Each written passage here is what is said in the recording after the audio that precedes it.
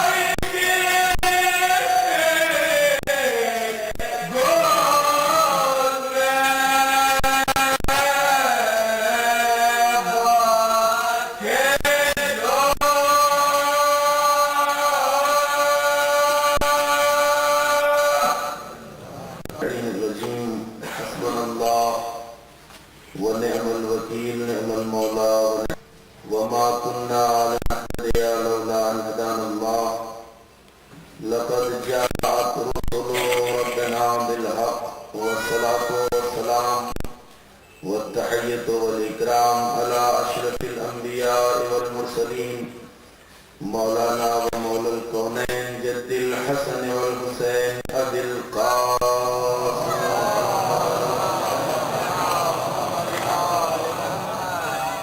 وعلى آله الطيبين الطاهرين المعصومين المظلومين ولعنة الله الدائمة الباقية على أعدائهم ومنكري فضائلهم أجمعين من الآن إلى قيام يوم الدين.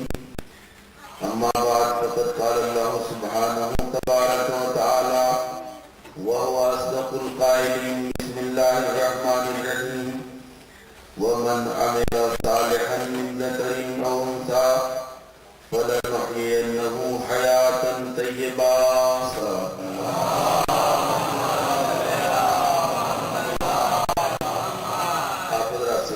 ایک بار سورہ حمد اور ایک بار سورہ اخلاص کی تلاوت فرما کر معلوم مقبول سے یہ صدر جلال میں سیدھا پر تیار ہوا کا حقوق صلی اللہ علیہ وسلم.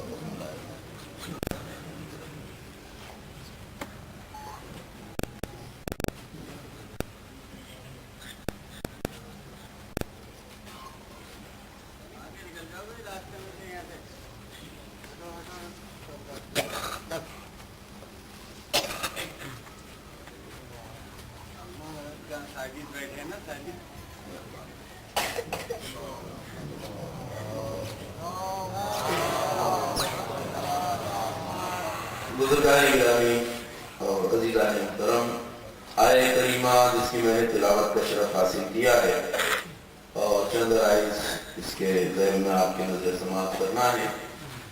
آیت میں ارشاد پروردگار یہ ہے کہ وَمَنْ عَمِلَ صَالِحًا مِنْ ذَكَرٍ وَأُنْثَىٰ، جو بھی عمل صالح انجام دے گا، عمل صالح نیک عمل، وہ مرد ہو یا عورت، فَلَنُحْيِيَنَّهُ حَيَاةً طَيِّبَةً، ہم اسے بہترین زندگی عطا کریں گے. حیات طیبہ، حیات طیبہ پاک و پاکیزہ زندگی، بہترین زندگی، آئیڈیل لائف، ایک خوبصورت زندگی اسے عطا کریں گے. من عمل صالحا، جو بھی عمل نیک انجام دے گا، مرد ہو یا عورت، ہم اسے بہترین زندگی عطا کریں گے. ہم اپنی زندگی میں جتنی بھی تگ و دو کرتے ہیں، جتنی بھی محنتیں کرتے ہیں، مشقتیں کرتے ہیں، زحمتیں برداشت کرتے ہیں، سفر اختیار کرتے ہیں، بیابانوں میں جاتے ہیں، پہاڑوں کا سفر، جنگلوں کا سفر، دور دراز شہروں کا سفر، جتنی بھی انسان مشقت برداشت کرتا ہے بھاگ دوڑ زندگی میں، اس کا ایک واحد مقصد یہ ہے کہ وہ ایک اچھی زندگی اپنے لیے فراہم کرنا چاہتا ہے. ہر انسان، کوئی اس میں تخصیص نہیں ہے کہ وہ کس قوم کا ہو، کس قبیلے کا ہو، کہاں کا رہنے والا ہے، کس ملک کا شہری ہے. ہر انسان اچھی زندگی گزارنا چاہتا ہے اور اس کی تمام محنتوں اور زحمتوں کا ایک ہی مقصد ہوتا ہے کہ اپنے لیے بہترین زندگی کے اسباب فراہم کر سکے. دیکھیں، یہ ہر انسان کی تمنا اور خواہش ہے اور اسی کے لیے ہم مشقت برداشت کرتے ہیں. مگر قرآن نے واضح لفظوں میں کہا، حیات طیبہ اگر حاصل کرنا ہے، کامیاب اور بہترین زندگی، تو ہم عطا کریں گے، مگر انہی کو جو صاحبان عمل ہوں گے، عمل کرنے والے افراد، نیک اعمال انجام دینے والے افراد. مجھے انشاءاللہ جو عرائض آپ کی نظر سماعت کرنا ہے وہ میں یہی سے بلا تمہید کہنا چاہتا ہوں. ایک چیز یہ ہے کہ جب آپ قرآن مجید کا مطالعہ کریں گے اور احادیث معصومین کو ملاحظہ فرمائیں گے تو فکر ائمہ اطہار اور تائید قرآن آپ کو دونوں اس بات کے لیے حاصل ہوگی کہ اس مکتب فکر نے یہ پیغام دیا اور بتایا کہ جہاں ایمان ہو وہاں عمل کا پایا جانا ضروری ہے. عمل اور ایمان لازم و ملزوم ہے، اس لیے کہ قرآن میں متعدد مقامات پہ کہا گیا جو کامیاب ہیں وہ افراد، ان کی صفات بیان کرتے ہوئے کہا گیا آمنوا وعملوا الصالحات، ایمان لائے اور عمل صالح انجام دیا. یہ لازمہ ہے. ایمان کے ساتھ ساتھ عمل صالح، نیک عمل کا ذکر یہ بتاتا ہے کہ جہاں ایمان ہو وہاں عمل کا پایا جانا ضروری اور لازمی ہے. عمل انسان کے یہاں پایا جانا چاہیے. تاریخ جو مولائے متقیان نے ایمان کی ہے وہ بھی یہی ہے جو الحمدللہ آپ حضرات نے یقینی طور پر بارہا علماء سے بھی سنی ہے، مطالعہ بھی فرمایا ہے۔ کہا مولا سے مولا ایمان کی تعریف بیان کی ہے کیا ہے؟ تو امام نے فرمایا ایمان دل سے یقین کا نام ہے، ایمان دل سے یقین کا نام، زبان سے اعتراف اور اقرار کا نام ہے، وہ عمل بالارکان اعضاء و جوارح سے عمل کا نام ہے۔ یعنی ایمان کی تعریف جب مکمل ہوتی ہے، کمپلیٹ ہوتی ہے، تو اس میں تینوں چیزیں شامل ہوتی ہیں، دل سے یقین، زبان سے اس کا اقرار کرنا اور عمل سے اس کی تصدیق کرنا۔ یہ تینوں چیزیں جہاں پائی جائیں گی وہاں ایمان کامل پایا جائے گا، جہاں یہ تین چیزیں نہ پائی جائیں گی وہاں ایمان کامل نہیں پایا جا سکتا۔ اب میں گفتگو کو آگے بڑھاتا ہوں انشاءاللہ، وہ یہ کہ یہ لازمہ ہے، ایمان کے ساتھ عمل کا ہونا لازمہ ہے۔ فکر ائمہ یہی ہے، مکتب تشیع کی بنیادی سوچ یہی ہے کہ جہاں ایمان ہو وہاں عمل صالح کا پایا جانا ضروری ہے۔ اس لیے اقرار زبانی اور عمل کو لازمی رکھا گیا ایمان کے ساتھ کہ انسان اگر یہ کہہ دے کہ میرے دل میں ایمان ہے تو یہ کہہ دینا اس کے لیے کافی نہیں ہے، اس لیے کہ ایمان جو دل میں ہے نہ وہ دیکھا جا سکتا ہے نہ دکھایا جا سکتا ہے۔ اس کی تصدیق کیسے ہوگی؟ انسان محض دعوے دار ہے، یہ یقین بھی رکھتا ہے، جس دعوے کو کر رہا ہے اس کی تصدیق اگر کرنا ہے تو وہاں زبانی اقرار بھی چاہیے، اعضاء و جوارح سے عمل بھی چاہیے۔ ایک صلوات پڑھیں محمد علیہ۔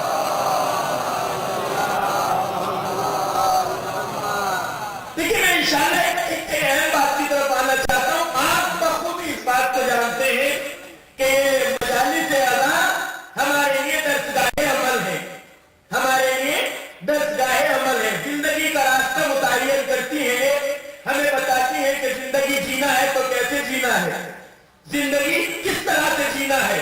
پیغام حسینی، پیغام کربلا کو عام کرنے کے لیے اس حضرت کو رکھا گیا ہے۔ انشاءاللہ ایک بات بہت اہم سی ہے، عیسائی ثواب کی وجہ سے یہ بات آپ کے لیے عرض کرتا چلوں کہ ہم سے یہ بتایا گیا اور یہ واضح ہے نظر دینی کہ انسان کو عمل کا موقع جو عطا کیا گیا ہے وہ یہی زندگی ہے جو ہمیں عطا کی گئی ہے، اور اس کے بارے میں اس کی حد و مقدار کو متعین نہیں کیا گیا۔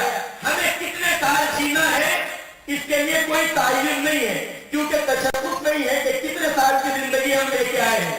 جب سے ہم پہ تکالیف شریعہ لاگو ہوتی ہیں، 15 سال کی عمر ایک جوان بچے کی، 9 سال کی عمر ایک بچی کی، جب سے تکالیف شریعہ اس پہ لاگو ہوتی ہے اور جب تک اس کی زندگی ہے، یہی پیریڈ جو اسے دیا گیا ہے، اسی کی بنیاد پہ آخرت کا فیصلہ ہونا ہے۔ توجہ فرمائیں، یہ نہیں کہہ سکتے کہ محضر الہی میں کھڑے ہو کے کہ پروردگار میں تو 30 سال کی زندگی میں دنیا سے چلا ہے، ابھی 70-80 سال جیتا تو کچھ کرتا دین پہ عمل، یہ وہاں قابل قبول نہیں ہے، یہ کوئی مطلب ہی نہیں ہے اس کا۔ یعنی جو ہمیں فرصت دی گئی ہے وہی فرصت ہماری آخرت کا اصل معیار اور معیار ہے۔ ہماری آخرت کا فیصلہ اسی پیریڈ کی بنیاد پہ ہونا ہے کہ جو عرصہ تمہیں دیا گیا وہ کیسے گزارا۔ ذرا صلاحیت توجہ ہے، اور ہم یہ بھی جانتے ہیں کہ جو موقع ہمیں یہ دیا گیا ہے یہ موقع تبھی تک ہے جب تک ہم زندہ ہیں، جب تک ہم موجود ہیں۔ عمل انسان اپنے لیے اگر کارے خیر کر سکتا ہے، اپنی آخرت کے لیے کچھ ذخیرہ جمع کر سکتا ہے تو تبھی تک جب تک وہ زندہ ہے۔ مرنے کے بعد یہ دروازہ بند ہو جاتا ہے، یہ چیپٹر بند ہو جاتا ہے۔ اب انسان اپنے لیے کچھ نہیں کر سکتا، جب اس دنیا سے گزر گیا اپنے لیے کچھ نہیں کر سکتے۔ یہ عقیدہ بھی رکھتے ہیں، جانتے بھی ہیں، مانتے بھی ہیں، قرآن میں بیان کیا گیا۔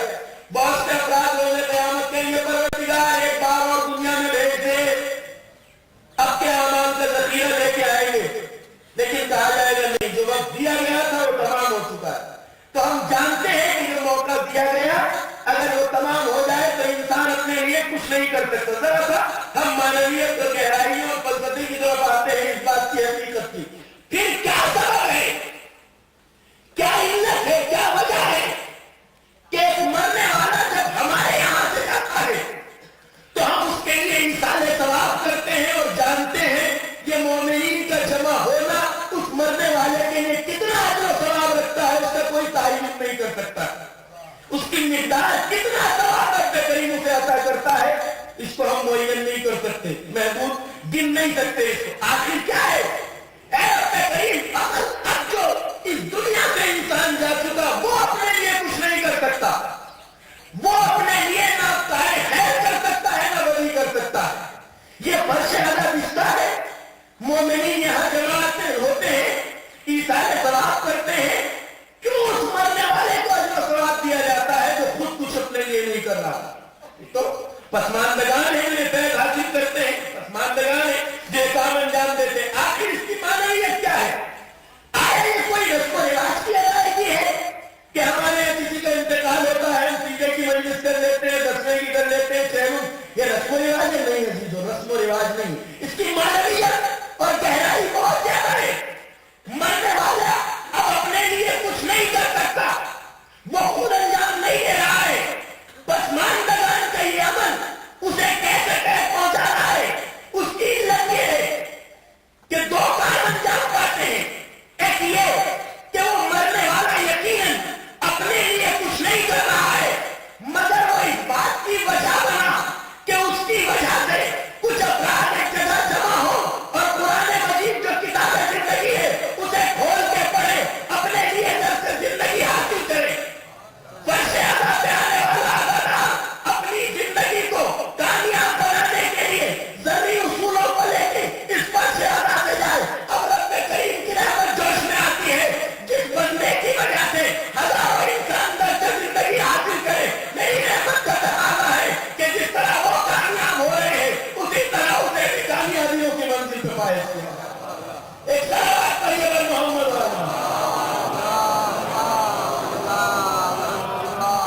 اس لیے ایسا کیا جاتا ہے وہ سبب بنتا ہے اس بات کا وہ وجہ بنتا ہے اس بات کا کہ یہاں آنے والے افراد اپنے لیے درس زندگی لے کے جائیں ہم جانتے ہیں فرش ادا درس گاہ زندگی ہے یہ ہمیں یہ بتانے کے لیے ہے کہ زندگی کیسا ہونا چاہیے میلاد کیا ہے کربلا چونکہ ایک تحریک مسلسل کا نام ہے کربلا نہ کسی صدی میں محدود ہے نہ کسی زمانے میں محدود ہے نہ کسی زمین پہ محدود ہے ایک مشہور جملہ ہے کل ارض کربلا کل یوم عاشورا ہر دن کربلا ہر روز کربلا ہے ہر روز عاشورا ہے ہر دن سرزمین کربلا ہے ایسا نہیں کہ اس زمانے کے اعتبار سے نہیں روز عاشور گزر چکا کربلا ایک مخصوص زمین ہے جو سرزمین عراق پہ ہے مگر اس کا مطلب یہ ہے کہ چاہنے والے کو یہ شعور رہنا چاہیے کہ جس زمین پر جس دن بھی وہ فریضہ آواز ہے جس کا لبیک کہتے ہوئے اصحاب حسینی نے اپنی جان قربان کر دی جس صدی میں بھی جس دن بھی انسان اس فریضے کو انجام دینے کی ذمہ داری گردن پہ آ جائے اس دن کو روز عاشور سمجھو اس زمین کو زمین کربلا سمجھ کے وہی فریضہ انجام دے کربلا والوں نے دیا ایک صلوات پڑھیے بر محمد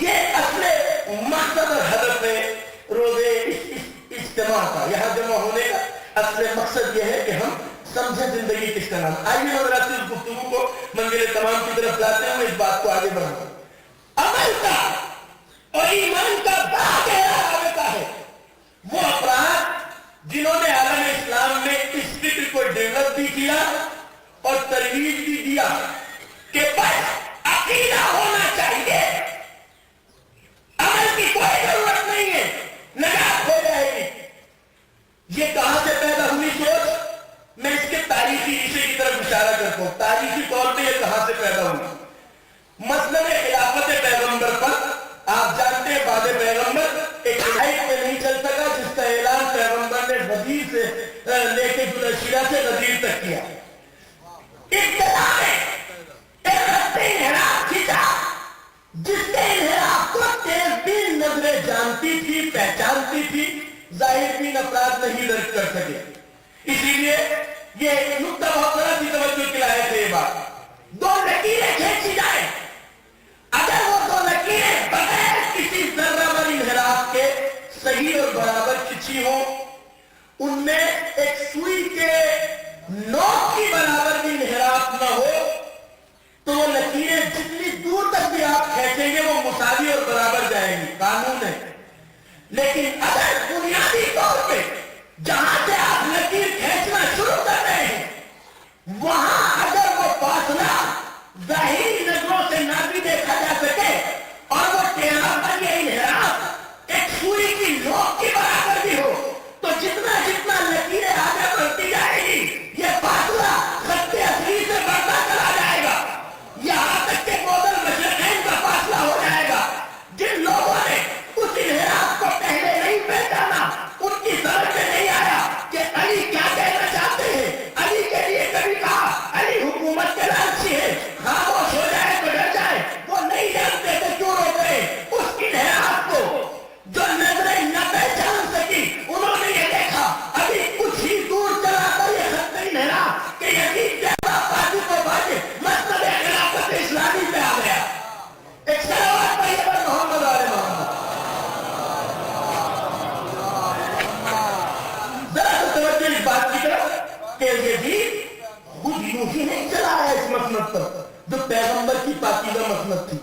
وہ جہاں خلافت رسول نیابت رسول کا دعویدار ایک شخص مسند خلافت اسلامی پہ بیٹھ کر تمام اسلامی مسلمہ حقائق کی توہین کرتا ہے، مذاق اڑاتا ہے، کھلے عام اس کو فضول اس کے دربار کی گواہیاں اصحاب پیغمبر نے دی ہیں. جو ڈیلیگیشن مدینے سے گیا تھا اصحاب پیغمبر کا انہوں نے آ کے بتایا ہم کیسے انسان کے پاس سے آ رہے ہیں. جو کھلے عام مسند خلافت رسول پہ بیٹھ کے کہتا ہے لعبت ہاشم بن ملک فلاح خبر جا والا عیون نظر. بنی ہاشم نے حکومت ہتھیانے کے لیے سارا ڈھونگ رچا تھا، نہ کوئی رسالت آئی نہ کوئی اللہ کی طرف سے پیغام آیا. یہ کیا ہوا؟ یہ خط انحراف یہ اسی کا نتیجہ تھا جو دیکھنے والوں نے شروع میں نہیں دیکھا. یہ فاصلہ بڑھ کے یہاں پہنچا کہ یزید جیسا فاصل مسند خلافت اسلامی پہ آ گیا. اور اب مجھے اس سے بھی غرض نہیں، میں جو بات کہنا چاہتا ہوں اس کے بعد بنی امیہ اور بنی عباس کا کردار آپ تاریخ میں دیکھ لیجئے. ہر دربار میں آپ کو تمام برائیاں نظر آئیں گی جو زمانے کے بگڑے ہوئے شہنشاہوں اور بادشاہوں کے یہاں ملتی ہیں. ارے بہت بڑا سوال تھا وہ یہ کہ مسند خلافت رسول پہ بیٹھے ہوئے شخص کے گریبان پہ ہاتھ ڈال کے ایک مسلمان یہ پوچھنے کا حق رکھتا تھا اگر تم پیغمبر کی جگہ بیٹھے ہو تو یہ بدکرداریاں کیسی، یہ پہنچکاریاں کیسی جن کا تعلق نہ تعلیمات پیغمبر سے ہے نہ تعلیمات دین سے. اٹھ سکتا ہے کربلا سے پہلے پیش ظالم یہ جرأت اظہار نہیں تھی مگر کربلا نے یہ کارنامہ انجام دیا کہ جس سماج میں نماز بھی تھی، روزہ بھی تھا، حج بھی تھا، زکات بھی تھی، سب کچھ تھا مگر جرأت اظہار نہ تھی. اس سماج کو یہ جرأت عطا کی کہ وہ ظالم حاکم کے گریبان پہ ہاتھ ڈال کے پوچھ سکے. اسی لیے بے شمار تحریک منظر عام پہ آئی. یہ کربلا نے جرأت عطا کی اور اب ساتھ ہی ساتھ انہوں نے ایک راستہ نکالا. ذرا سی بڑی غور سے انشاءاللہ میری بات کو سنیے گا. اگر غور سے نہیں سنیں گے تو پھر وہی نتیجہ ہوگا. بعض افراد مجلس میں آتے ہیں کوئی بات کسی طرف سے پکڑ کے لے جاتے ہیں کہتے ہیں آج مولانا نے یہ پڑھ دیا. پوری بات اگر نہیں سنیں گے غور نہیں کریں گے تو یہی سوء استفادہ ہوتا ہے سماج میں. مولانا نے یوں کہہ دیا اور یوں پڑھ دیا. پوری بات سنیے اور پوری بات رکھ کے بات کہیے. یہ طریقہ استدلال غلط ہے کہ آپ ایک کونا پکڑ کے لے جائے پوری بات کو چھوڑ کے آئے. یہ نقصان بہرحال اپنا ہی نقصان کرتا ہے، انسان کسی کو نقصان نہیں پہنچاتا. بات غلط توجہ سے سنیے گا. انہوں نے ایک راستہ نکالا اور اب میں بتانا چاہتا ہوں کہ یہ فکر کہاں سے پروان چڑھی کہ عقیدہ اور ایمان الگ ہے، عمل الگ ہے. عمل کی کوئی ضرورت نہیں. عالم اسلام میں یہ سوال ہو سکتا تھا اور ہوا جس کا سب سے بڑا مذہب کربلا. کہا کہ اگر انسان یہ پوچھ سکتا ہے کہ آپ اگر خلافت پیغمبر کی جگہ بیٹھے ہیں تو یہ ساری بدکاریاں کیسی، تو اس پہ پردہ ڈالنے کے لیے عامت المسلمین کی زبان بند کرنے کے لیے بنی امیہ نے ایک فکر کو رائج کیا. عالم اسلام میں پہلی بار وہ یہ تھی کہ انسان کے پاس بس عقیدہ ہونا چاہیے، عمل کچھ بھی ہو نجات ہو جائے گی. اور اس کو رائج کرنے کے لیے انہوں نے اسلام میں ایک فرقہ ایجاد کیا جس کا تذکرہ ملتا ہے فرقہ مرجئہ کے نام سے. ذرا سا ان حقائق کی طرف انشاءاللہ آپ کی توجہ جائے گی، بہت سے مسائل حل ہو جائیں گے۔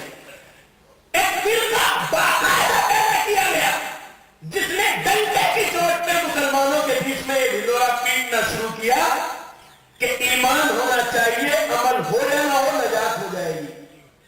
اور ساری طرف کیا اس کا فائدہ ہوا؟ اس کا فائدہ یہ ہوا کہ عالم اسلام نے جب اس سوچ کو سنا تو کہا بھائی ٹھیک ہے، خلیفہ صاحب کا ایمان اللہ پہ تو ہے، کلمہ توحید تو پڑھتے ہیں، اب عمل چاہے کچھ بھی ہو، ہمیں کیا لینا دینا ہے؟ اس طرح انہوں نے بڑے چین سکون سے حکومتیں کی اور خلافت امیہ کا دور بھی گزرا، خلافت عباسیہ کا دور بھی گزرا۔ عالم اسلام نے کہا کہ وہ جب عقیدے کی بات ہے تو اللہ کا تو مانتے ہی ہیں، ہم عمل جو بھی ہو، لہذا شہنشاہوں کے یہاں جو خرابیاں پائی جاتی ہیں وہ سب بنامِ خلافت پیغمبر پائی گئی، اور کوئی مسلمان بولنے کے لیے تیار نہیں تھا۔ اب آپ سنیے، اس سوچ سے سب سے بڑا مقابلہ اگر کسی نے کیا ہے تو ہمارے ائمہ اطہار علیہ السلام۔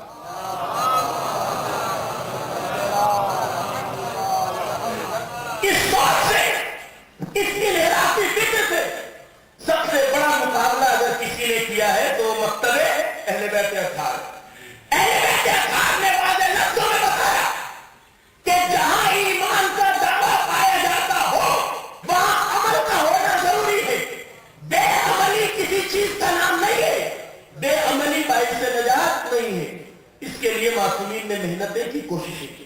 اب آئیے میں آپ کو چند باتیں اس ذہن میں عرض کرتا ہوں تاریخی شواہد کے حوالے سے۔ کہتے ہیں کہ ائمہ نے اپنے چاہنے والوں کو یہ سبب دیا کہ جہاں ایمان پایا جائے وہاں عمل صالح ہونا ضروری ہے۔ عمل بھی دکھایا، کر کے بھی دکھایا، اس لیے کہ آل محمد نے اپنے اطراف میں کم صحیح مگر ایسے ہی افراد کو جمع کیا جو ایمان کے ساتھ ساتھ عمل کا مجسمہ اور کردار کا مجسمہ تھے۔ انہوں نے اپنے پاس دعویٰ رکھنے والی فالتو بھیڑ کو جمع نہیں کیا، اگر چاہتے تو وہ کر سکتے تھے۔ اگر آل محمد چاہتے اپنے دروازے پہ میں بھیڑ لگا دے تو دنیا جمع ہو سکتی تھی۔ بتائیے نصیری سے بڑا بے وقوف کون ملتا علی کو؟ مجھے بتائیے نصیری سے بڑا بے وقوف کون ملتا جو مولا کو خدا کہہ رہا تھا؟ ایک بار کچھ دبا کے کہتے شاباش، اس سے بڑا چاہنے والا کون ہوگا؟ تیرے ساتھ جماعت کی بھیڑ ہوتی ہے نہیں کہ دروازے پر، کم از کم تعداد تو نظر آتی کچھ لوگوں کی، مگر گردن کاٹ کے بتا دیا جس کا تعلق میرے رب سے نہ ہو اس سے میرا کوئی تعلق نہیں ہو سکتا۔ یہ ہے معیار کردار علی۔ بھیڑ جمع نہیں کرنا تھی ان کو، انہیں کردار کے نمونے چاہیے تھے، لہذا ان کے دروازے پہ کم صحیح مگر وہ نظر آئے جو ایمان اور عزم مستحکم اور کردار مستحکم کا نمونہ تھی۔ نظر آئے تو سلمان فارسی، عمار یاسر، بلال، جون، یہ تو وہ کردار تھے تاریخ کے، ابو ذر غفاری، کم صحیح مگر کردار کا وہ اعلیٰ ترین نمونہ تھے جن کی مثال بنیاد شریعت یہی کردار ہے، تشیع کی اساس یہی کردار ہے۔ اور ان میں کوئی بے عمل نظر آئے تو بتائیے۔ ارے فکر کو انوار میں بھی موجود ہے، اصول کافی میں بھی موجود ہے، کتابوں میں سب میں موجود ہے اس قسم کی روایات جہاں یہ کہا گیا امام جب آئیں گے تو بہت سے انتظار کرنے والے امام کے مقابل میں آ جائیں گے اور کہیں گے یہ وہ نہیں ہے جس کا ہمیں انتظار تھا، یاتی بدین جدید، کوئی نیا مذہب لے کے آئے ہیں۔ یہ احادیث مسلم طور پہ ساری کتابوں میں موجود ہے۔ یہ لفظ بھی آیا ہے اکثرهم الفقہاء، امام کا انکار کرنے والے بہت پڑھے لکھے لوگ بھی ہوں گے، ممکن ہے پڑھے لکھے بھی ہوں، کیونکہ وہ کہیں گے قرآن میں تو ہم یہ پڑھتے چلے آ رہے ہیں، آپ یہ کہہ رہے ہیں، یعنی وہ اپنی عقل کا استدلال امام کے سامنے ٹھوکیں گے۔ حدیث میں تو ہم نے یہ دیکھا ہے جو خود وارث احادیث وارث علوم پیغمبر ہے اس کے سامنے کہیں گے ہم نے تو یہ دیکھا۔ یہ وہ طبقہ ہے جو معرفت ایمان نہیں رکھتا، اس لیے کہ بعض باتیں ایمان وہ رکھیں گے جس سے ہمارے جذبات کا ایسا تعلق ہوگا کہ ہم اسے چھوڑنے کو تیار نہیں ہوں گے، نتیجے میں ایمان کے سامنے آ جائیں گے۔ یہ وہ نہیں ہے۔ بہت سے لوگ ایسے ہوں گے جن کی معرفت کم ہوگی۔ یہ کیوں ہوگا؟ اس لیے کہ ہم چاہیں گے امام بھی آ کے وہی تائید کرے جو ہم کر رہے ہیں، چاہے وہ کیسا بھی عمل، اور یہ بہت خطرے کی گھنٹی ہے، یہیں سے اندازہ لگا لیجیے۔ اب سن لیجیے میری بات واضح لفظوں میں، جب ایک عالم دین بات کرتا ہے اور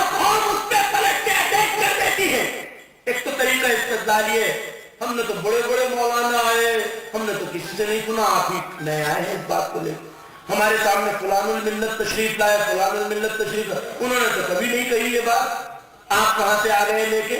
تو کسی کا نہ کہنا اس بات کی دلیل نہیں ہے کہ وہ شریعت میں نہیں ہے بات، اس لیے کہ فلاں حضرت اگر آپ سے ملے بھی، کوئی علامہ ہدایت کتنی دیر آپ کے ساتھ بیٹھے، 1 گھنٹہ 2 گھنٹہ، ایک دن آپ کے یہاں قیام رہا کہ ساری شریعت وہ آپ کے سامنے انڈیل کے چلے گئے جتنا بھی ان کے پاس کوئی گارنٹی ہے اس بات کی؟ سب کچھ بیان کر دیا انہوں نے جو دل میں شریعت، تو یہ طریقہ استدلال غلط ہے۔ ارے ہم تو فلاں حضرت کے ساتھ بیٹھے ہیں، انہوں نے تو کبھی نہیں کہا، آپ چلے آئے ہیں، یہ دیکھیے اگر شریعت نے کہا ہے تو کمال اس کا ہے جو اس طرح تسلیم ہم کر دے شریعت کیا ہے، کمال اس کا نہیں ہے کہ شریعت کے سامنے اکڑ جائے، شریعت کے سامنے کھڑا ہو جائے، کمال اس کا نہیں۔ سنیے امام میں یہی سے کہنا چاہتا ہوں، خطرے کی گھنٹی ہے، یہ یاد رکھیے، ایک مولوی اپنی عقیدت کے لیے قوم کے سامنے شرعی مسئلہ اور حقیقت بیان کرنے سے ایک وقت میں ڈر سکتا ہے، مولانا ڈر سکتے ہیں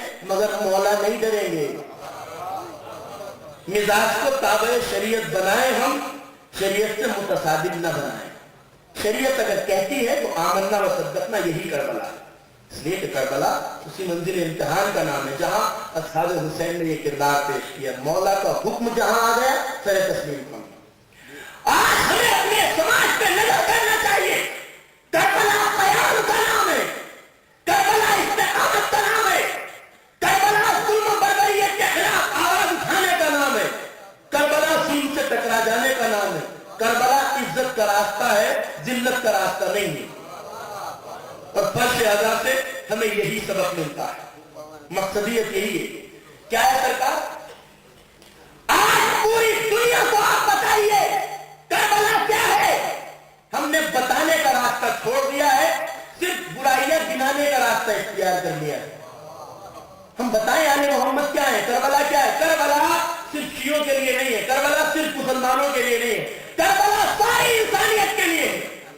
اس لیے کہ امام نے جو پیغامات کربلا سے دیے ہیں وہ پوری انسانیت کو عزت اور سربلندی دینے کے لیے۔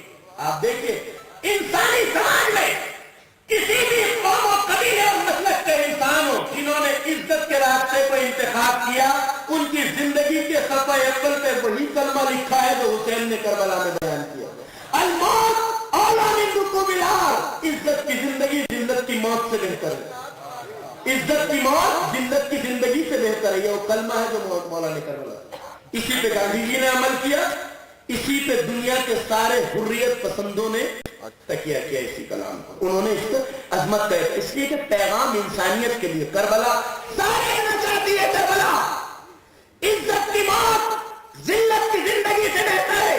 جہاں یہ وقت آ جائے کہ تمہیں ذلت اختیار کرنا ہے یا گلا کٹانا ہے تو کربلا کہتی ہے گلا کٹا کے عزت اس کے لیے پورے عالمی سماج کے لیے۔ اسی لیے مولا نے اپنے قیام سے پہلے فرمایا آگاہ ہو جاؤ، اس خبیث ابن خبیث نے، لعین ابن لعین یزید نے مجھے ایک دو راہے پہ کھڑا کر دیا۔ کربلا کے یہ پیغام اگر ہم ساری دنیا کو دیں تو ساری دنیا اس ذکر میں ہمارے ساتھ شامل ہوگی۔ یاد رکھو سارے انسانوں سے خطاب ہے، مجھے ایک دو راہے پہ لا کے کھڑا کر دیا۔ کون سا دو راہ؟ قد رسدنی بین الذلت والذلہ، ایک دو راہ ہے جہاں ایک راستہ یہ ہے کہ میں ذلت سے زندگی گزاروں، ذلیل ہو کر سر جھکا کے، یا عزت سے سر کٹا دوں۔ اور پھر جو کلمہ حسین نے فیصلہ کن بتایا وہ آج پوری دنیا حریت میں گونج رہا، اور وہ جملہ کیا ہے ہاتھ منت ذلت، ذلت ہم اہل بیت کو دور ہیں، ہم ذلت کا راستہ نہیں انتخاب کر سکتے، ہم ذلیل ہو کے نہیں جی سکتے، ہم عزت سے گلا چڑھا سکتے۔ یہ پیغام ساری دنیا کے لیے اس نسلِ یزید سے جو حسین کو قتل کرنے آیا تھا، قبل جنگ جو خطبے مولا نے دیے ہیں اس لشکر کے سامنے کھڑے ہو کے قاتلوں سے بھی کہا کہ ان لم یکن لکم دین، اگر تمہارے پاس دین بھی نہیں ہے، اسلام بھی نہیں ہے تو کونوا احرارا فی دنیا، تم کم از کم آزاد انسانوں کی طرح تو جینا سیکھو۔ تم اگر انسان ہو تو شرف انسانیت اس بات کا تقاضا کرتا ہے کہ یزید جیسے بد انسان کے حاکمیت کو قبول نہ کیا جائے. اگر تم دین بھی نہیں رکھتے کم از کم عزت کی زندگی جینا سیکھو. یہ پیغام حسین کا ساری بشریت. آج ہم اس پیغام کو اسی فرش اعضا سے عام کر سکتے ہیں. یہ آواز آج پوری دنیا میں گونج رہی ہے ملت اللہ. ہم ذلت قبول نہیں کر سکتے. آج دیکھیے عالمی سامراج کے سامنے, استعماری طاقتوں کے سامنے اگر پوری دنیا میں کوئی قوم عزت اسلام کا پرچم لیے کھڑی ہے تو یہی قوم ہے جس نے زندگی کا سبق فرش اعضا سے سیکھا. پوری دنیا میں دیکھ لیجیے آپ نظر, یہ کوئی اختلافی بحث نہیں ہے, ساری دنیا جانتی ہے. 58 اسلامی ممالک ہیں دنیا میں جو سب کے سب سپر طاقتوں کے سامنے اس طرح سر جھکائے کھڑے ہیں کہ ان کی اجازت کے بغیر ایک لفظ منہ سے نہیں نکال سکتے. فلسطین میں دن رات مسلمانوں کا بہتا ہوا لہو, ماؤں کی اجڑتی ہوئی گودیں, نوجوان بچوں کے گرتے ہوئے لاشیں ان کی زبان پہ پڑے ہوئے تالے کو نہیں توڑ سکتی. ایک لفظ بھی اپنی آقاؤں کی اجازت کے بغیر نہیں کہہ سکتی. ایسے عالم میں قوم ہے پوری دنیا میں جو پورے قوت کے ساتھ مگر پوری سپر طاقتوں کے سامنے آنکھ میں آنکھ ملا کے کہتی ہے ظالموں ہم کربلا والے ہیں, ہم سر کٹانے جانتے ہیں, سر جھکانے نہیں جانتے. اور یہ وہی قوم ہے جو فرش اعضا سے زندگی کا سبق سیکھتی ہے. میں بتانا چاہتا ہوں کہ ہمیں مقصدیت کی طرف آنا چاہیے. ہم یہاں رونے کے لیے جمع نہیں ہوتے فرش اعضا پہ. رونا تو ہمیں آتا ہے جسے حسین کی ذرہ برابر بھی معرفت ہوگی, جب اس کے سامنے حسین کا نام آئے گا تو آنکھوں سے آنسو رواں ہو ہی جائیں گے. لیکن یہ درس گاہ زندگی ہے.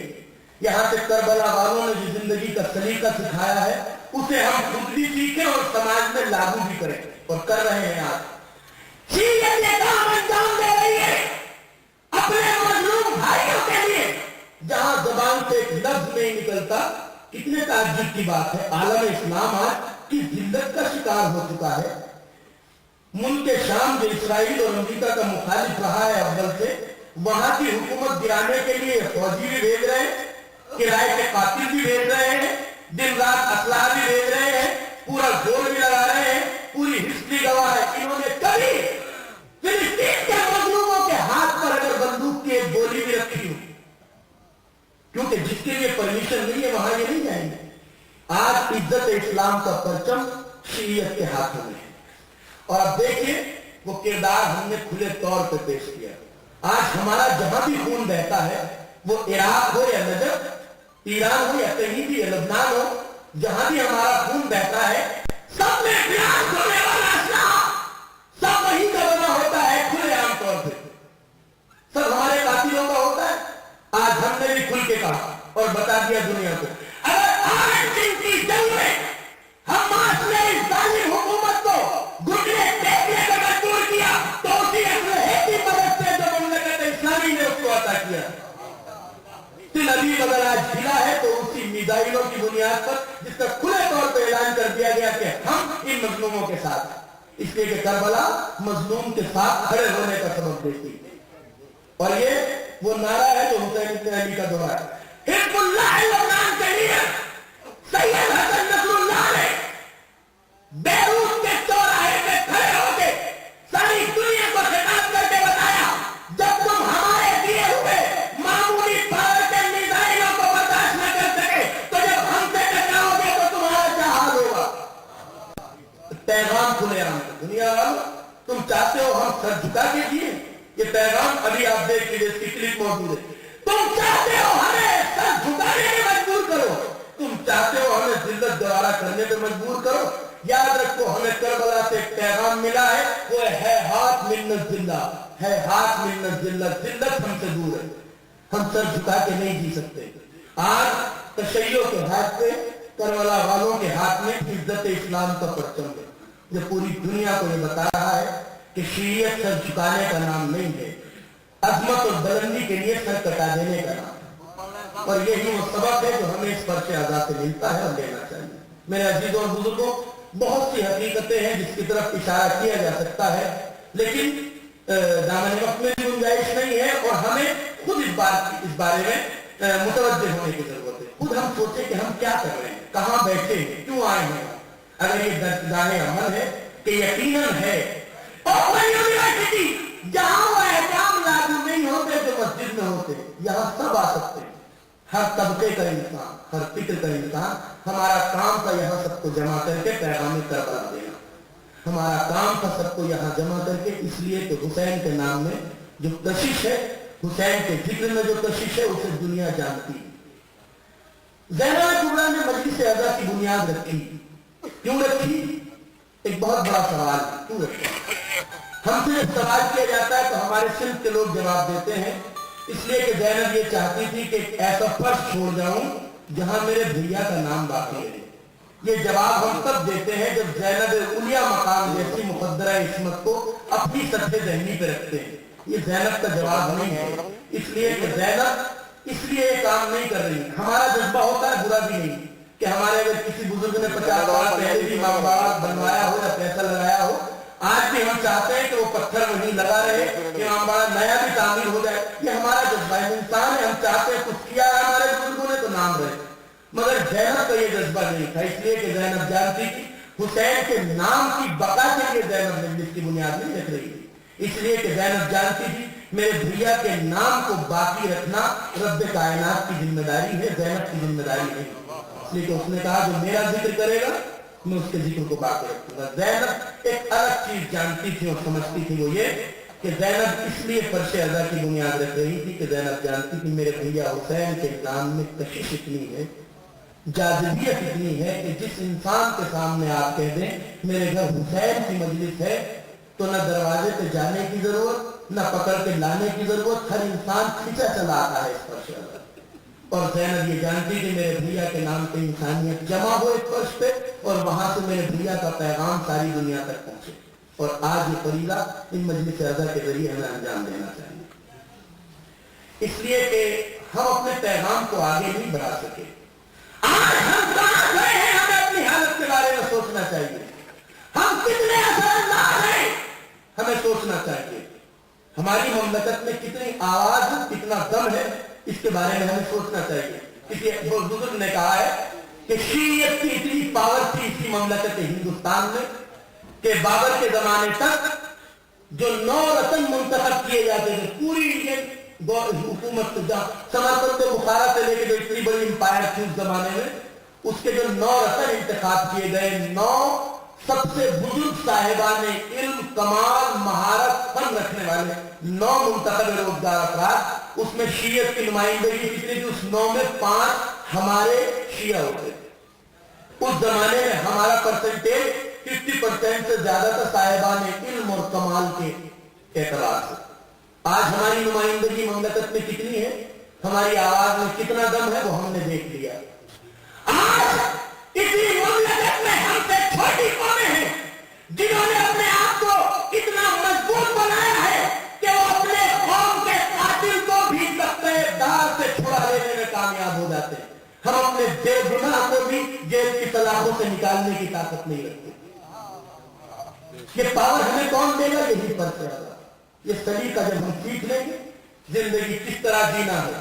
یہ غلط ہے، یہ اس ناموجہ ہے کہ کوئی کہے ہماری ہندوستان میں تعداد کتنی ہے. کربلا نے ہمیں یہ نہیں بتایا کہ یہ دیکھو تعداد کتنی ہے. کربلا نے بتایا تعداد معیار نہیں ہوتی، معیار کردار ہوتا ہے. اگر کردار 72 بھی ہو تو لاکھوں کے مقابلے میں وہ زندگی ابدی حاصل کر لیتے ہیں. کربلا نے یہ پیغام دیا. تعداد پہ نہ جائیے کہ ہم کتنے ہیں گنتی میں، گنتی کوئی چیز نہیں ہے. اصل چیز ہے کردار. ہمیں وہ کردار ادا کرنا چاہیے. ہمارا اثر و رسوخ، ہم اس معیار زندگی پہ آئے جو معصومین دیکھنا چاہتے ہیں، ہم اس منزل پہ آئے جو معصوم ہمیں دیکھنا چاہتے ہیں. عزیزوں اور بزرگوں، یہ بہت لمحہ فکریہ ہے.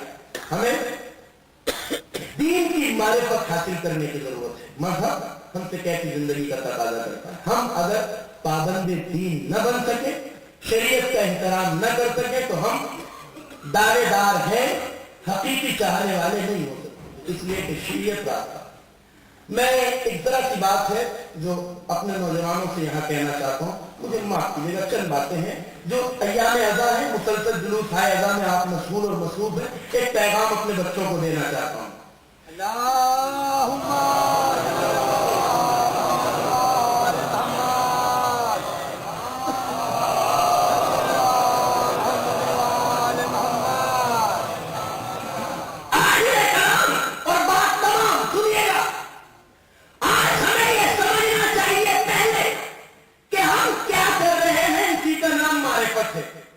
بے معرفتی ہمیں فائدہ نہیں پہنچا سکتی، معرفت ہے تو ہمیں فائدہ پہنچائے گی۔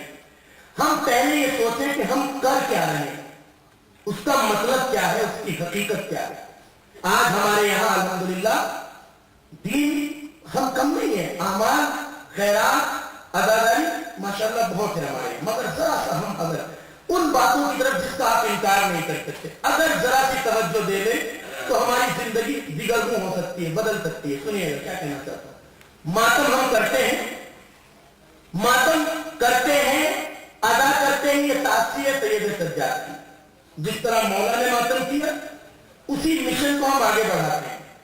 گھر میں بیٹھ کر ادا خانے میں بیٹھ کے روتے ہیں تو یہ تاثیر ہے سجاد کے اس عمل کی جو آپ اپنے گھر میں بیٹھ کے جب پانی کو دیکھتے تھے تب کربلا والوں کو یاد کر کے روتے تھے، جب کھانا سامنے آتا تھا تب کربلا والوں کو دیکھ کے روتے تھے۔ مگر یہی امام جب بازار میں نکل کے آتا تھا تو یہی گریہ ایک پیغام اور میسج میں بدل جاتا تھا۔ تاثیر ہے جلوس اذا جو ہم باہر لے کے جاتے ہیں، یہ چونکہ ساری دنیا کے سامنے ہوتا ہے اسی طرح کریں جس طرح سید سجاد کرتے تھے۔ یہ گریہ گھر میں کچھ اور حالت تھی، مگر جب بازار میں آتے تو یہی گریہ ایک پیغام میں بدل جاتا تھا۔ وہ کیا؟ جب رسول کا نواسہ بازار میں آیا ہو سید سجاد تو ہو ہی نہیں سکتا کہ پورا بازار متوجہ نہ ہو، سب متوجہ ہوتے تھے آج بازار میں سید سجاد آئے، اور سید سجاد بازار میں جب آ جاتے تھے تو امام گزرتے ہوئے کسی قصاب کو دیکھتے تھے تو روک کے کہتے تھے بھائی کیا ارادہ ہے؟ بازار سن رہا ہے، دیکھ رہا ہے، بھائی کیا ارادہ ہے؟ تو وہ قصاب کہتا تھا مولا ذبح کرنے کے لیے لے جا رہا ہوں۔ تو اب مولا پورے بازار کی توجہ مبذول کر کے پوچھتے تھے بھائی کیا تو نے اس جانور کو پانی پلا لیا ہے؟ تو قصاب کہتا تھا آقا ہم قصاب ہیں، ہمارا تو طریقہ ہی یہ ہے کہ ہم جب تک جانور کو پانی نہ پلانے ذبح نہیں کرتے۔ بس ہم پیغام دیتے تھے امام آنسوؤں کے ساتھ کربلا سے اٹھ کر کے کہتے تھے میرے بابا آج قصاب بھی جانور کو پیاسا ذبح نہیں کرتا، آپ کو 3 دن کا پیاسا ذبح کر دیا گیا۔ یہ پیغام چند دنوں تک پہنچتا تھا تو آنکھوں سے آنسو آ جاتے تھے۔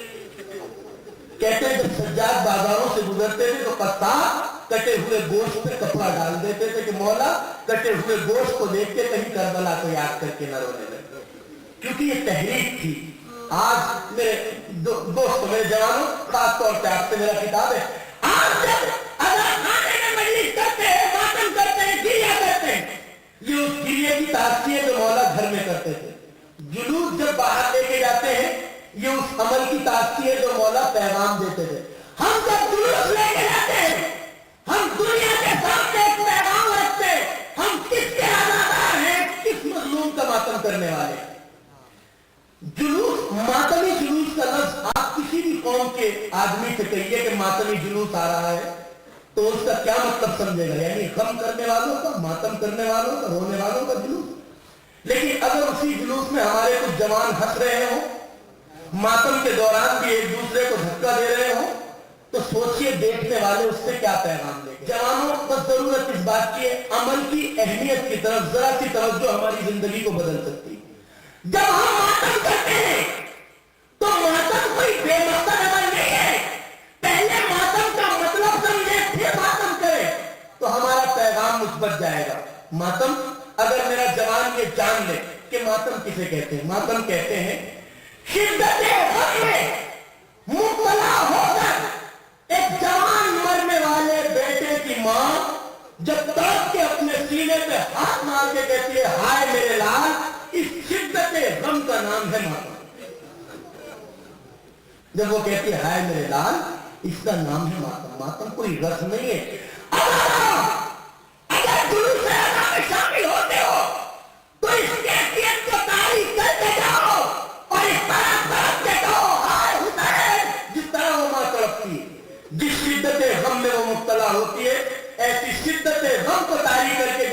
بازار میں جب جلوس لے کے جاتے ہیں تو پیغام مثبت جائے گا، اور جس کی نظر میں ماتم کے یہ مانی ہوں گے تو وہ ہنس سکتا ہے، مسکرا سکتا ہے، کسی کو دھکا دے سکتا ہے، نہیں، نہ لڑائی ہو سکتی ہے، نہ اختلاف، نہ جھگڑا، نہ چائے کے لیے شور شرابہ، ادب مقصدیت۔ اور میں وہ مولوی ہوں، ذاکر و خطیب تو نہیں ہوں جس نے برسر ممبر اپنے جوانوں کو یہ پیغام دیتا ہوں، جتنی دیر تک ہم اس کیفیت سے آزاد رہ سکتے ہو اتنی دیر تک جلوس کا حصہ رہیں۔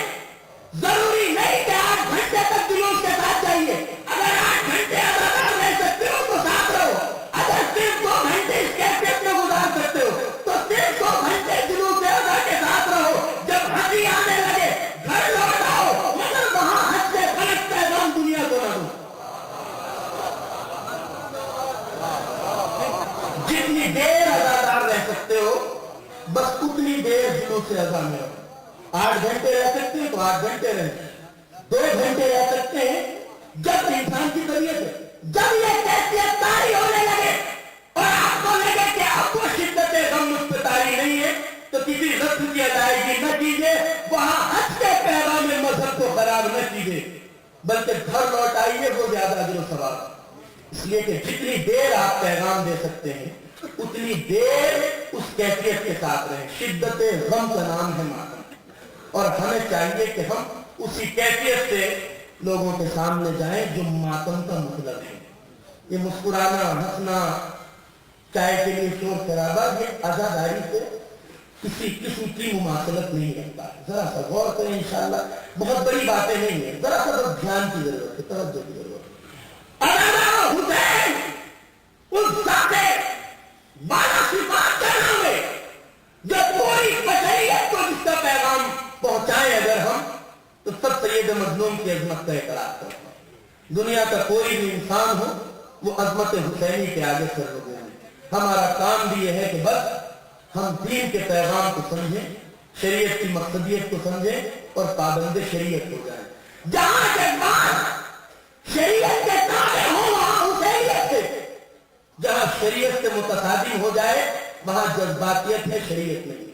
کس طرح اپنے آپ کو پابند مرضی مولا بنایا جائے، حکم مولا کا پابند، یہ کوئی عباس غازی سے سیکھے۔ عباس علمبردار اس کردار کا نام ہے جس نے اپنے آپ کو آقا کی مرضی کا ایسا پابند بنا دیا کہ جہاں آقا نے کہہ دیا بھیا عباس رک جاؤ وہی رک گئے۔ ایک بہادر، ایک شیر نر، علی کی شجاعت کا وارث، ثانی حیدر کرار جسے کہا جاتا ہو، کتنا بڑا بہادر ہوگا۔ لیکن جہاں جہاں جذبات اور غصہ آیا بس ایک جملہ حسین کو کہنے کی ضرورت پڑی، بھیا عباس ابھی کربلا نہیں۔ اپنے سارے جذبات کو کنٹرول کر لیا، وغیرہ آسان مقام نہیں تھا عباس کے لیے۔ حسن جیسے بھیا کے جنازے پہ تیر برس رہے ہو اور عباس کو خیز آ گیا، جلال آ گیا، ارے میرے ہوتے میرے بھیا کے جنازے پہ چند لوگ آ کر تیر اندازی کر جائیں۔ ہاتھ قبضے شمشیر پہ پہنچا، ساتھ ہی ایک ہاتھ اور آیا، کہا بھیا عباس ابھی کربلا نہیں۔ بس اللہ مسائل کے چند فکرے کہوں گا، مجلس تمام ہو جائے گی، ہمیں فرصہ دینا ہے۔ بھیا عباس ابھی کربلا نہیں ہے۔ ایسے جذبات سے آقا کے حکم کے سامنے سر تسلیم خم کر دینے کا نام ہے عباس علمبردار، اور یہ کام عباس کے علم و معرفت نے کیا۔ عزاداروں، جتنے عباس بڑے شجاعت تھے اتنے ہی بڑے صاحب علم بھی تھے عباس، صاحب عرفان بھی تھے عباس۔ پتا ہے امام وقت کی اطاعت کسے کہتے ہیں؟ دربار ولید میں گستاخی ہوئی، جس عباس نے بچپن سے یہ سنا ہو تمہیں حسین کے لیے مانگا گیا ہے، اس حسین کے ساتھ آقا کس نے جہاد کیے؟ کہا بھیا بات ابھی کربلا نہیں ہے۔ پھر جذبات کو کنٹرول کر دی۔ ہم چونکہ عرب میں نہیں رہتے، نہیں جانتے اس بات کو، لجامے پڑے حسین پہ ہاتھ ڈالنا اس کا کتنا بڑا جرم تھا۔ عباس کو جلال آ گیا، ہاتھ قبضہ شمشیر پہ پہنچا، آقا نے کہا بھیا عباس ابھی کربلا نہیں۔ مرضی مولا کا اپنے آپ کو اتنا بڑا پابند بنا لینا یہ عباس غازی کا کمال ہے۔ بھیا عباس ابھی کربلا نہیں۔ اب سوچیے جس غازی سے بار بار کہا گیا ہو بھیا عباس ابھی کربلا نہیں ہے، تو جب کربلا آ گئی ہوگی تب عباس کے جذبات کیا رہیں گے؟ مگر عباس مطیع محض کا نام. 2 محرم کو قافلہ کربلا میں آیا. عباس نے اپنے خیمے ترائی کے کنارے نصب کر دیے. اور اب تاریخ کہتی ہے جب عباس خیموں کو نصب کر چکے، سیدانیہ خیموں میں بیٹھ گئی، تب لشکر ظلم کا ایک نمائندہ آ کے کہتا ہے عباس اپنے خیموں کو ترائی سے ہٹا لو، یہاں پچھلے ساتھ میں خیمے لگیں گے. عباس سے یہ کہا جائے غیرت کائنات شجاعت اعلی ترین نمونہ ثانی حیدر کرار جلال آ گیا عباس کو. کہا ظالمہ تمہاری کیا مجال میرے آقا کے خیمے یہاں سے ہٹوا سکوں؟ آستینے چڑھا لی عباس نے اور کہا تمہاری یہ جرت نہیں ہے میرے آقا کے خیمے ہٹا سکے. عزیزوں اس منظر کو اگر ہم ذرا سا نظر میں مجسم کر لیں، ابو الفضل عباس کی عظمت کو سمجھنے کے لیے بہت بڑی منزل ہے. اس مقام پہ کبھی کرنے جانا ہے عباس کا کمال. جس بزدل لشکر کو چیلنج کیا ہو، عباس جیسے سورما نے تمہاری یہ مجال میرے آقا کے خیمے یہاں سے رکھوا. کسی میں جرت نہ ہوئی آگے بڑھنے کی. آقا کی نظر پڑی، میرے غازی کو جلال آ گیا. نہ جانے کیا سوچ کے آج حسین عباس کے پاس نہیں آئے، مگر اپنی بات غازی تک پہنچانا تھی. آئے بہن زینب کے پاس. بہن زینب میرے شیر کو جلال آ گیا ہے، بس میں یہ چاہتا ہوں جن کی ابتدا ہماری طرف سے نہ. ابھی عباس لشکر کے سامنے تلوار لیے کھڑے تھے. آئیں سیدھا کا شہزادے بی بی نے خیمے میں بلایا. اور اب آپ جانتے ہیں جس لشکر کو چیلنج کیا تھا اس کے سامنے ایک لکیر کھینچی اپنی تلوار سے عباس نے اور کہا ظالموں جب تک لوٹ کے نہ آ جاؤں کسی کی جرت نہ ہو کہ اس لکیر کو پار کر دے. شہزادی کیا حکم ہے؟ بیوی کیا فرمانا چاہتی ہیں؟ کہا میرے شیر کچھ نہیں، بس بات یہ ہے آقا چاہتے ہیں جن کی ابتدا ہماری طرف سے نہ. یعنی باب خیبر کا اٹھانا آسان ہے، مگر جس بزدل لشکر کے سامنے چیلنج کیا ہو عباس جیسے غیرتدار کا، انہی کلائیوں سے خیموں کو اٹھا لینا اس سے بڑا جہاد ہے. ورنہ کہتے تھے بیچ اب تو میں کہہ چکا ہوں، اب تو میں اتار چکا ہوں، اب تو چیلنج کر چکا ہوں. اس بے غیرت اور کمزور لشکر کے سامنے انہی خیموں کو اٹھا لے جانا یہ عباس کا کمال ہے. اور یہ ہمارے فخر امام عصر عاشور قریب تھی. غازی اپنے آقا کی خدمت میں آئے، کہا مولا اب تو مقتل میں جانے کی اجازت دے دیجیے. حسین نے اپنے بھیا کو سر سے پاؤں تک دیکھ کے کہا غازی تمہیں ملنے کی اجازت دے دوں؟ بھیا تم تو میرے لشکر کے علم بردار ہو. تو عباس نے کہا آقا کو لشکر ہی کہا رہا جس کا علم بردار تھا. تو عباس جانا چاہتے ہو تو جاؤ. مگر خیموں سے کوئی آواز آ رہی ہے. غازی کہا سکینہ ہائے پیاس کہہ رہی. کہا تو جاؤ پہلے بچوں کے لیے سبیل یاد کرو. اجرکم اللہ. عباس آئے، سکینہ سے کہا لاڈلی لاؤ اپنا مشکیدہ مجھے دے دو. سکینہ کی الکش کی آواز ختم ہو گئی. بچوں سے کہا بچوں الکش نہ کہو، میرا بیٹا پانی لینے جا رہا. مشک سکینہ کو علم میں باندھ کے عباس ابھی مقتل کی طرف جانا ہی چاہتے تھے. یہ کہا شہزادی زینب نے کہا میرے شیر ذرا چند دم ہو کے لیے میرے خیمے تک تو آنا. غازی آیا، دو زانو ہو کے بیوی کے سامنے بیٹھ گیا. زینب بھی بیٹھی ہے. کہتے شہزادی کیا بات ہے؟ کہا شیر ایک بات کہنا چاہتی ہوں. کہا کیا ہے شہزادی؟ کہا ایک بات تم سے بتانا چاہتی ہوں. ایک دن تھا جب میں بابا کے سینے پہ کھیل رہی تھی. عباس میرا بچپن تھا، بابا کے سینے پہ میں کھیل رہی تھی. اسی اثنا میں میرے بازوؤں سے ہٹ گئی تو میں نے دیکھا بابا کی نظریں میرے بازوؤں پہ جم کے رہ گئی. عباس بابا نے بے ساختہ میرے دانوؤں کو چومنا شروع کیا. آنکھوں سے آنسو رواں ہو گئے تو میں نے تڑپ کے کہا بابا دھیا کیوں فرما رہے ہیں؟ تو عباس میرے بابا نے کہا اے زینب، اے میری لاڈلی، ایک دن وہ آئے گا جب تیرے انہی بازوؤں میں رسن بندھے گی. عباس کہنا ہی چاہتی ہوں بابا کی بات میں شک تو نہیں تھا، مگر کبھی کبھی سوچتی تھی جس کا تجھ جیسا بھیا موجود ہے اس زینب کے بازوؤں میں رسن کون باندھے گا؟ مگر غازی اب چاہ رہے ہو تو زینب کو یقین ہو گیا اب ان بازوؤں میں رسن بندھے گی. عباس رخصت ہو کے چلے. زینب نے دروازہ خیمہ سے ایک عجیب منظر دیکھا. کیا دیکھا؟ آقا نے عباس کے پرچم سے کچھ مٹایا، کچھ لکھا.